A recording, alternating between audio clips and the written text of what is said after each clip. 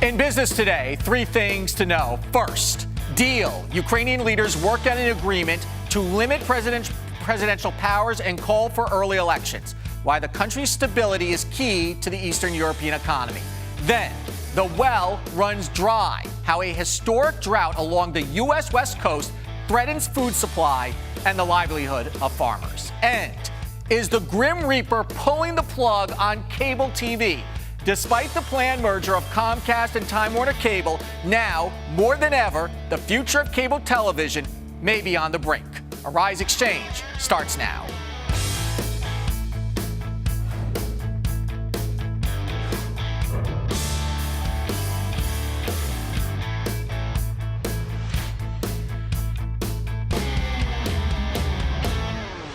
Hello, everyone. I'm Andrew Schmertz. Another round of weak economic news? Blame it on the weather. At least that's the view of investors who refuse to punish the equity markets. Today, the Nasdaq ended with its third straight weekly gain. Sales of existing homes fell in January to their lowest level in more than a year. The National Association of Retailers reporting a drop of 5.1%, worse than the 3.5% estimate. Now, if you think that's the weather, consider this and be concerned. The worst performing section of the country in the housing market was on the West Coast, where it was not brutally cold and where it did not snow for 2 straight weeks. One analyst summed it up this way: we're not building, we're not buying, we're not doing anything. Is it a mistake to blame it all on the weather? We'll talk more about that in a moment. So let's take a look at the final numbers on Wall Street. The market's closing across the board down, but relatively not too bad, down 30 points to 16,102. The S&P 500 off 3.5 to 1836, and the Nasdaq down 413 to 4263. Though, as we mentioned, for the third straight week, the Nasdaq was up overall. Taking a look at some of the stocks we're watching closely today. G Asset Management says it's planning to make plans to acquire a big stake in bookstore chain Barnes & Noble. The private investment management firm says it has made a proposal to acquire 51% of Barnes & Noble, valuing the company at $22 a share. Barnes & Noble up 91 cents to $17.69. Royal Bank of Scotland is slashing its workforce by reducing its investment banking and international operations as part of the company restructuring. The move could eliminate more than 30,000 jobs. RBS trading up a couple cents to $11.94. And Amazon is reportedly one step closer to launching its long-awaited streaming TV box. Tech analyst says the device could be available in March and would compete directly with Apple TV and Roku streaming boxes. Amazon TV box users will have access to instant videos, games, and direct music streaming. Amazon closing down 3 to 344.76. We will talk more about people cutting the cord of cable television a little later in the show. Commodities, gold closing up. Nice pop for gold, up 780 to 1324. And oil up 57 cents to 102. That should be up. Well, this week, the U.S. Federal Reserve released transcripts that give us a look inside their thinking when the 2008 financial crisis began. The documents revealed everything from what steps the Fed should take to the marketing of that effort to Congress and the public. Janet Yellen, the current chair, was an early voice saying a recession was on the way. She was right. The Fed is now stuck with its decisions for better or worse. Peter Cardillo from Rockwell Global Capital is back with us to talk about the Fed and the week ahead for the markets. Good afternoon, Peter. Good to be back. Let me start with the weather and people blaming the economy on this, quote, frozen economy. Are you in the camp that says it's legitimate or saying that we're overplaying it a little bit? No, I think it's legitimate. Now, obviously, it's not 100%. There are other factors there.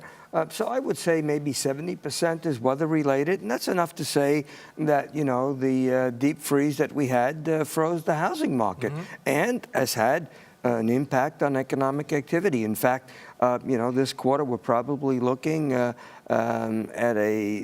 least of 50 to maybe 75 points lower in terms of gross domestic product. So it's going to be a weak quarter. And yes, you can blame it on the weather. Does that then set us up for a stronger second quarter? Home Depot, for example, a couple weeks back saying they're going to hire 70,000 people or so. So a pretty decent comp, if you will, to the first quarter. Absolutely. There's no doubt in my mind that second quarter growth is going to be rather strong. I wouldn't be a bit surprised to see growth perhaps exceed 4%, and then, of course, come down in the third quarter to a normal level of about 3%, something that we're looking for the average for 2014. So, yes, there's no question that we are going to borrow from this quarter into the next quarter. And, I'm going to stick to my predictions that we're going to begin to see a jobs growth between 200 and 250,000 non-farms on a monthly basis. I'm not referring to the upcoming jobs report, but after that, I think we will see the job market kick in. Let's talk about Janet Yellen for a moment, and we'll talk about sort of the transcripts that came out this week about the Fed's thinking in 2008 at the beginning of the financial crisis. Anything surprise you from those documents? No, not really. I mean, look, there was a lot that was revealed here. And, when 2008 came around, there was a lot of confusion. And I guess the bottom line is that no one knew what really was going to happen. Even the feds were in the dark. And, I guess from the right to the left, there was criticism. Those who said that the feds should have done nothing and just stay on the sidelines. And then there are those who said, no, they had to do something. And then the feds, I think, did the right thing. There's no question that they did the right thing. If the feds didn't for one moment depart from capitalism, just, a tiny bit, where do you think we would be today? Where would we be? That's what everybody is saying. So looking back on it, they made the right decision, even though they may have some tough decisions ahead because of the stimulus Absolutely. And you know what? So far, I myself at times thought that quantitative easing was going to induce a nasty dose of inflation. But so far, that's not been the case. In fact, disinflation and deflation is in the air. Peter Cardillo, thank you. Have a good weekend. My pleasure. Okay. After weeks of violence that has left dozens dead, a deal has been reached in the Ukraine between President Viktor Yanukovych and opposition leaders. The embattled president has agreed to hold early elections and restore the 2004 constitution, limiting his power, but for now keeping him in office. The unrest followed a move by the Ukrainian president to forge closer ties to Russia. So now where does this leave their relationship with Russia? And is there an opportunity for the West? Anders Åslund is with the Peters Institute for Economics, and he is on the phone this afternoon. Good afternoon, Anders. Good afternoon. Good to hear you. Okay, so let me start by getting your analysis of where we are today, because there is this plan in place, but obviously there's members of the opposition that will still not be happy because they wanted him out. Well, the big thing that happened was last night, a large number of parliamentarians from Yanukovych's party defected and went over to the opposition. So the opposition now got a sound majority in the parliament. And now today they have been voting through one law after the other against Yanukovych, with sometimes more than two-thirds majority. So they have already adopted the old constitution from 2004 that Yanukovych illegally abolished 4 years ago. And they have also given amnesty to all the arrested people. They have sacked the Minister of Interior, who have ordered all the violence. So the question now is, will President Yanukovych go tomorrow, or will he go in 10 days? Oh, so you think he's got a real short-term leash on him? He clearly overplayed his hand here, and I would have to think that Russia today is a little bit stunned by these developments.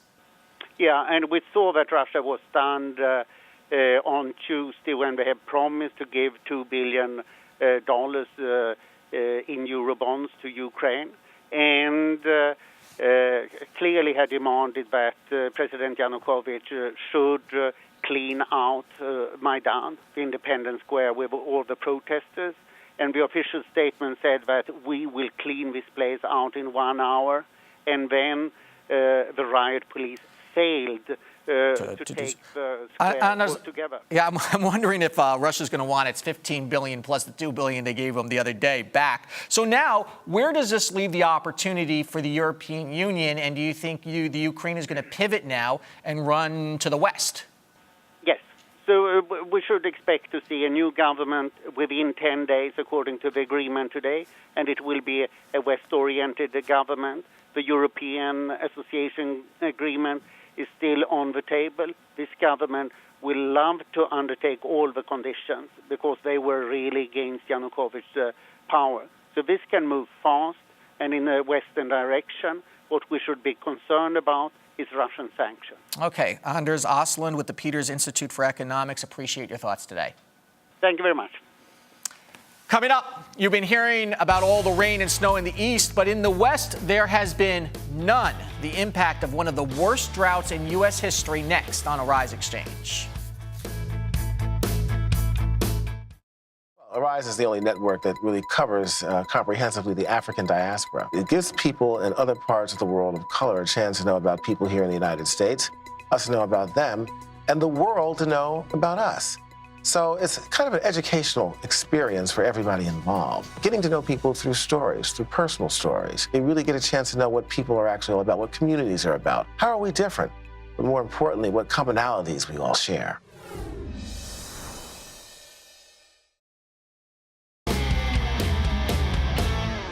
Welcome back to Arise Exchange for this Friday. California is facing a major water crisis amid one of the driest periods in the history of the state and, frankly, the nation. This week, Governor Jerry Brown, who has already declared a state of emergency, announced a $687 million plan to provide immediate help to drought-stricken communities, including $15 million for those with dangerously low drinking water supplies. The effects not only impacts farms and communities in the state, but also the rest of the United States, especially the food chain. To talk more about this unprecedented water crisis is senior meteorologist Bernie Rayno from AccuWeather. Bernie, welcome back to Arise Exchange.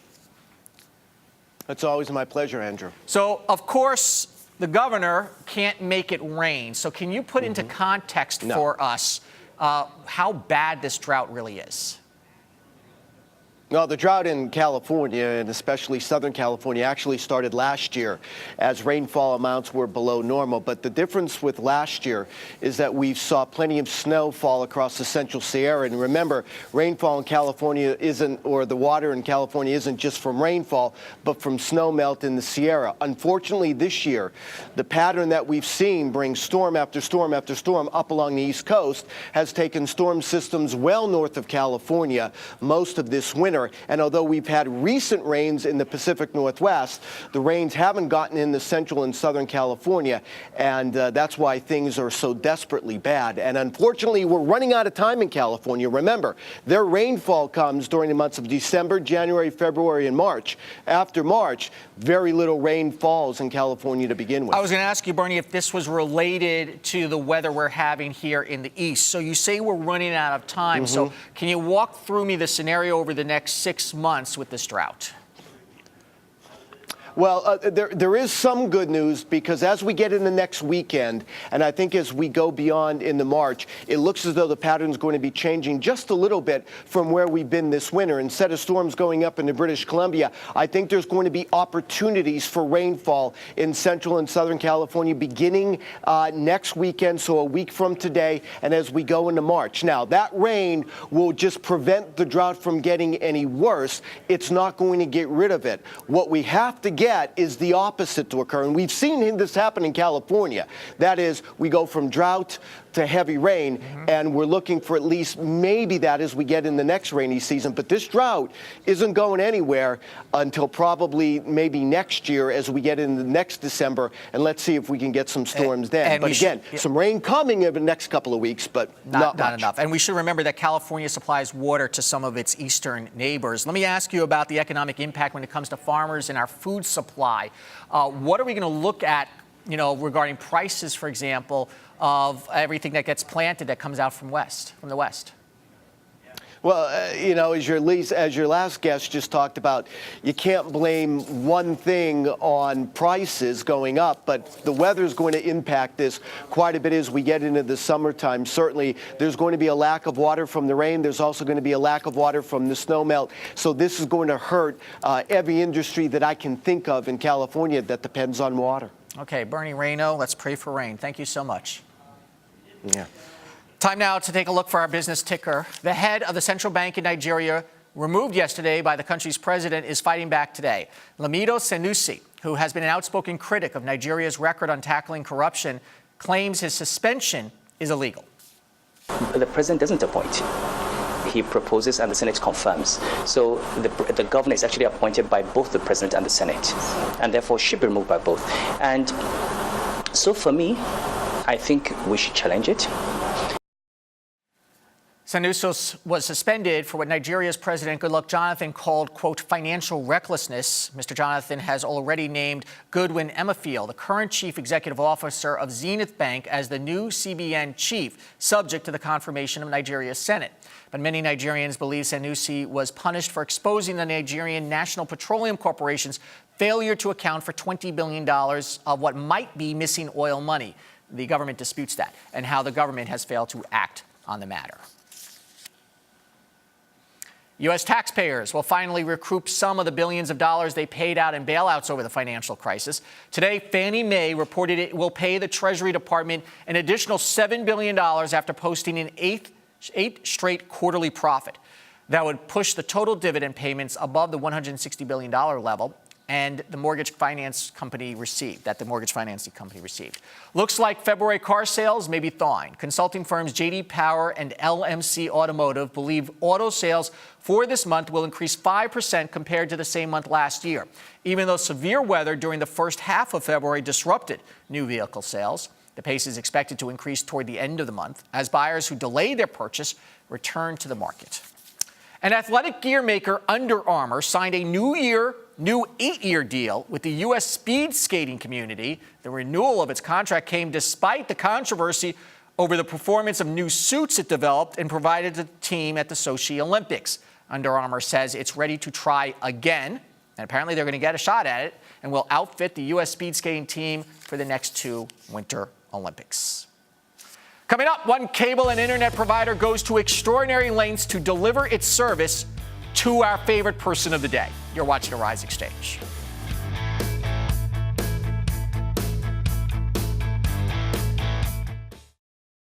The great thing about Arise Entertainment 360 is that we cover the 360 of entertainment, food, fashion, lifestyle, culture. We're able to cover it all. And the thing I love most about the show is we're able to do a stunning combination of high and low. So we can talk about Rihanna on the red carpet, but we can also speak about high art with people like Sanford Biggers and Hank Willis. We actually spend quality time with our guests and we really get to know them. It's really intriguing because we get a 360 look at our guests.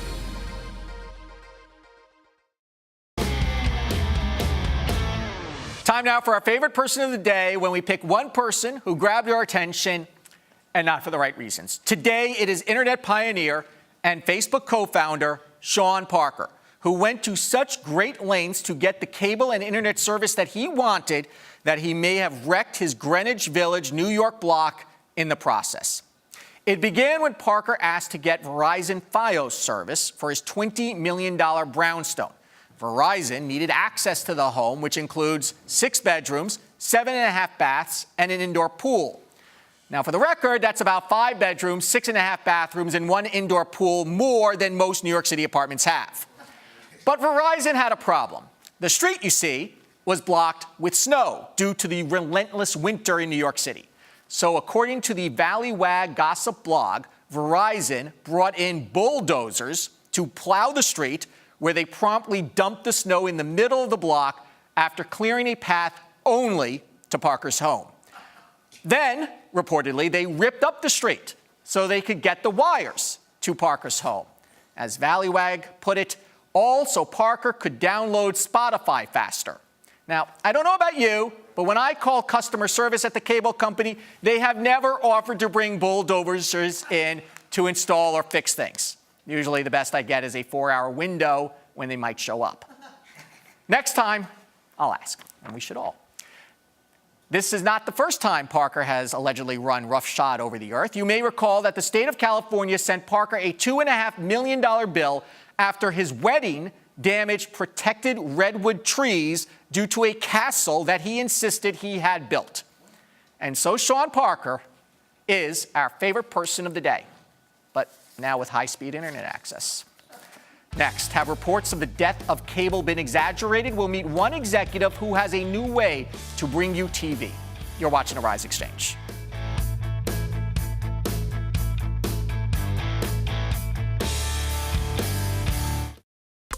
One of the great things about Arise Entertainment 360 is we have this Arise to Your Health segment, which really focuses on the holistic approach of being healthy. So we do everything from working out to juicing to getting in shape by doing fun exercises like bouncing on a trampoline or wearing these bouncy boots on our feet when we're jumping all over the set. We've done karate, we've danced the weight off, we've done just about everything. And of course, I love when we eat on set, but we do it in a very healthy and clean way. Arise serves underserved communities by bringing them news, information, sports, and entertainment from places that are becoming part of the world economy, that are becoming a part of the world voice, and decisions that are affecting things in the world that people care about. They care about the economy. They care about safety and security. And if you come to Arise and you watch our broadcast, these are the things we're going to bring to you every day, 24 hours a day.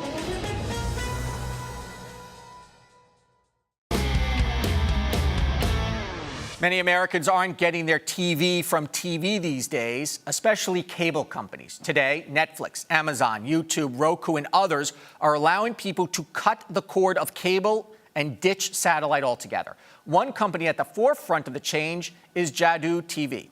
Hassan Salahuddin is a vice president at Jadoo. Welcome to Arise Xchange. An honor to have you. Thank you. It's a pleasure to be here. Let me ask you a 30,000-foot question about the cable television business. This business obviously had substantial growth for many decades. Yes. Is cable TV where the landline phone company was in, say, the mid-1980s? You are absolutely correct. They are still in the past. They're still thinking the way things were or used to be in the past. They are tying customers to a fixed package and charging them extraordinarily high amount And they have, per month. They have fought, by the way, time and time again for a la carte Correct. pricing. And it sounds like now to their detriment. Absolutely.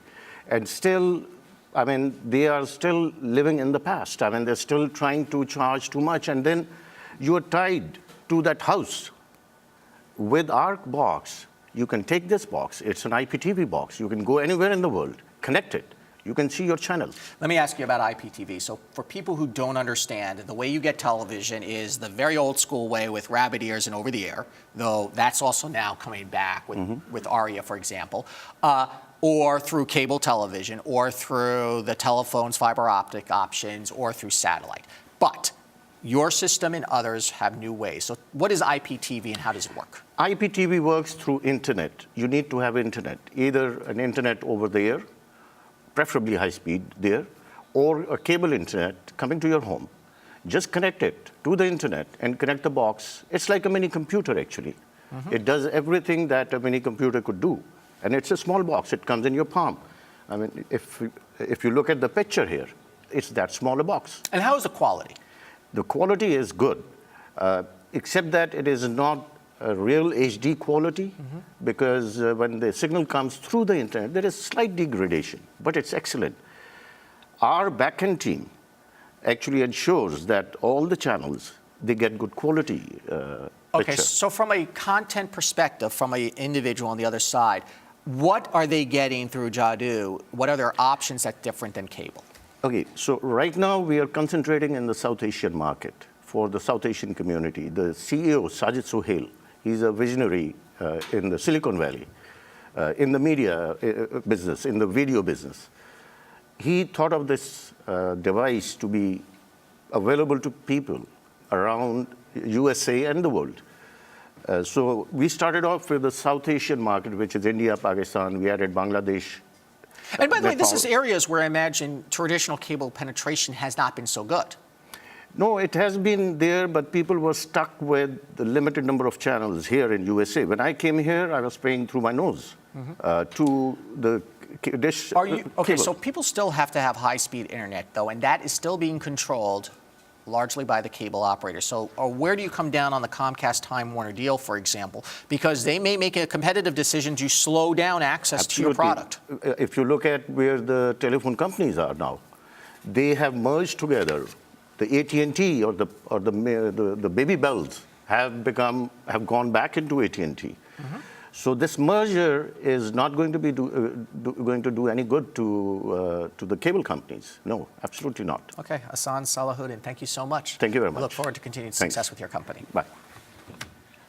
This week, a judge in Nebraska reversed a decision by the state's governor to greenlight the building of a Keystone pipeline through the state. It is the latest obstacle for the pipeline, which is supposed to run from Canada through the United States to Texas. It would bring with it a new source of oil to the U.S. and potentially thousands of jobs, but it has been stalled for years over environmental concerns, including the possibility of spills among sensitive areas of the country. So far, the Obama administration has continued to study the pipeline and study and study and study with no word on when the administration may make a decision on its future. Myron Ebell is with the Competitive Enterprise Institute and supports the building of the pipeline. Myron, welcome back to Arise Exchange.